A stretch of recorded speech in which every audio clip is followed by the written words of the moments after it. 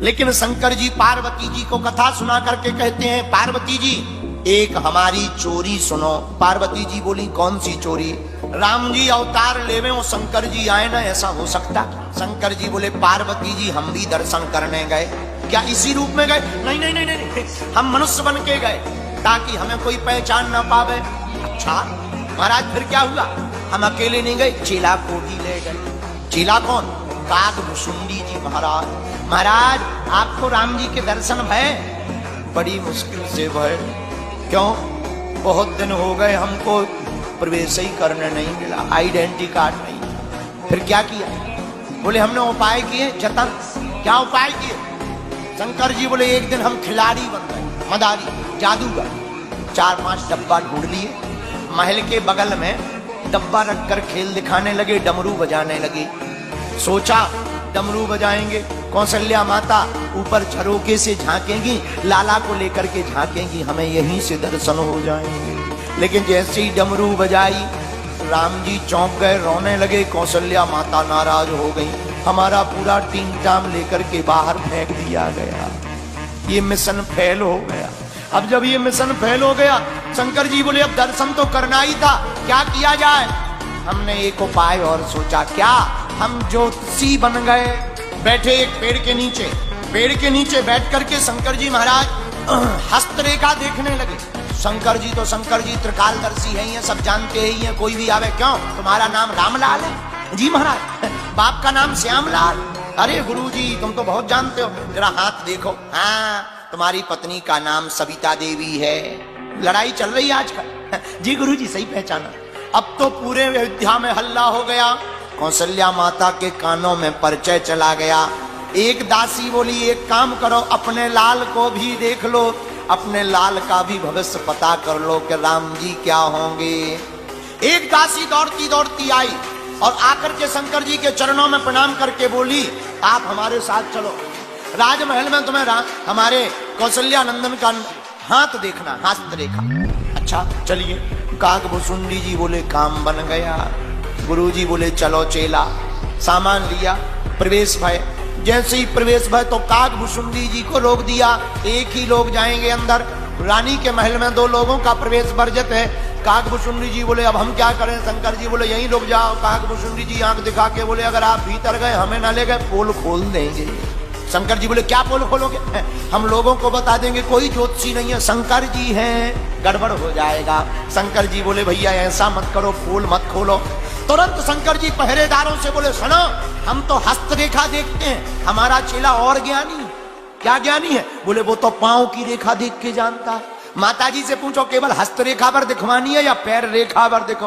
पैर रेखा भी दिखवानी है। कौशल्या माता ने कहा अगर चेला इतना ज्ञानी है तो चेला को भी ले आओ।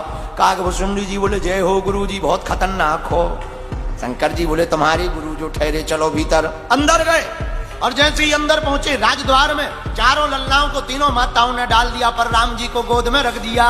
रघुनाथ जी को गोद में देखा। जब शंकर जी की गोद में राम जी आ गए तो हाथ को शिष्य कागभुशुंडी जी ने पकड़ लिया। जैसे ही शंकर जी ने राम जी को देखा, सरकार के रूप को देख करके मौन हो गए, चुप हो गए, कुछ बोल नहीं रहे। 2-3 मिनट हो गए। कौशल्या माता ने मन में कहा दासी की तरफ इशारा करके, तुम तो कह रही थी ये बहुत जानते हैं, ये तो मौनी बाबा हैं, हमें लगता गूंगा बहरा है। राम जी ने सोचा कहीं माता जी बाबा जी को परेशान ना कर दें। सोई हमारे रघुनाथ जी ने क्या किया? भोले बाबा की डांडी पकड़ करके हिला दिया। छोटे से तो यही है, गोद में बैठे डांडी को पकड़ कर हिला दिया। सोई जाग गए, खूब महिमा का मंडन किया। आहा शंकर जी को दर्शन भय बड़े आनंद के साथ में। और जब दर्शन हो गए तो आगे फिर भगवान का नामकरण संस्कार रखा गया। बोलो सीताराम। राम महोत्सव के 1 महीना सूर्य भगवान गए नहीं। बोले क्यों? सूर्य भगवान कहते हैं ये हमारे वंश में आए, सूर्यवंशी है, इसलिए दर्शन करने का हमको ही लाभ मिलेगा। हवन हुआ, धुआं फैला, लुकती छिपती रात भगवान के पास पहुंच गई। रात लुकती छिपती गई, भगवान के पीछे जाके रोने लगी। भगवान ने पीछे मुड़ के देखा, कौन है? कौन है? पीछे से आवाज आई, महाराज मैं हूं रात। राम जी बोले रात तुम यहाँ क्या कर रही? रात बोली अब यहाँ ना करें तो क्या करें? क्या बात? रो क्यों नहीं? रात बोली महाराज 1 महीने से सूर भाई साहब जा ही नहीं रहे, अब वो जाए तो हम आए, वो जा ही नहीं रहे। और महाराज उन्हीं को दर्शन का लाभ मिल रहा, हमें दर्शन का लाभ नहीं मिल रहा। राम जी बोले चिंता मत करो, रात तुम मनहीन मत करो, हमारे दर पे आके रो मत। एक बात बताओ, तुम बहुत ज्यादा गहरी कब होती हो? रात बोली महाराज भाद्रपद की अष्टमी को हम बहुत गहरे होते हैं। राम जी ने तुरंत वरदान दे दिया, हम राम त्रेता युग में दिन में 12 बजे आए हैं, पर द्वापर युग में जब कृष्ण बन करके आएंगे तब रात्रि के 12 बजे आएंगे। तब तक चंद्र पहुंच गए। महाराज हम भी परेशान हैं, क्यों? सूर्य भगवान जा नहीं रहे, हम हैं चंद्रमा, हम रात को आएंगे और आप सूर्य वंश में आए, इन्हीं को दर्शन मिलेंगे। और आपने द्वापर युग में रात के समय अष्टमी की रात का वचन दे दिया, तुमने रात को आओगे, उस दिन हम नहीं मिलेंगे, हम छिप जाएंगे। 15 दिन घटते हैं, 15 दिन बढ़ते हैं, हमारे साथ तो अन्याय हो गया, हम तो परेशान हैं। चंद्रमा बोला हम तो आत्महत्या कर लेंगे। राम जी बोले आत्महत्या मत करो, टेंशन मत लो, तुम बताओ क्या चाहते हो? सरकार हम आपके चरणों में जगह चाहते। राम जी बोले सुनो, हमारा भले ही नाम राम है, हम सूर्यवंश में आए, पर आज के बाद तुम्हारा नाम हमारे नाम के पीछे जुड़ा रहेगा। लोग हमको राम सूर्य नहीं रामचंद्र कहेंगे। आहा, चंद्रमा भी प्रसन्न हो गया और नाम भी रखने लगे गुरुजी। राजा ने मुनियों को बुलाया। कौन मुनि? अरे एक ही गुरुजी हैं। वशिष्ठ जी महाराज को बुलाया।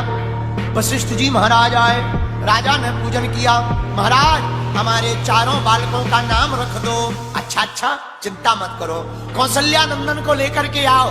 कौशल्या नंदन को गोद में श्री वशिष्ठ जी ने लिया और कहा भैया तुम्हारा बालक बड़ा प्यारा होगा, तीनों लोकों में नाम रोशन करेगा, यह सबको विश्राम देगा, आराम देगा, इसलिए इसका नाम होगा श्री राम। बोलो रामचंद्र भगवान की।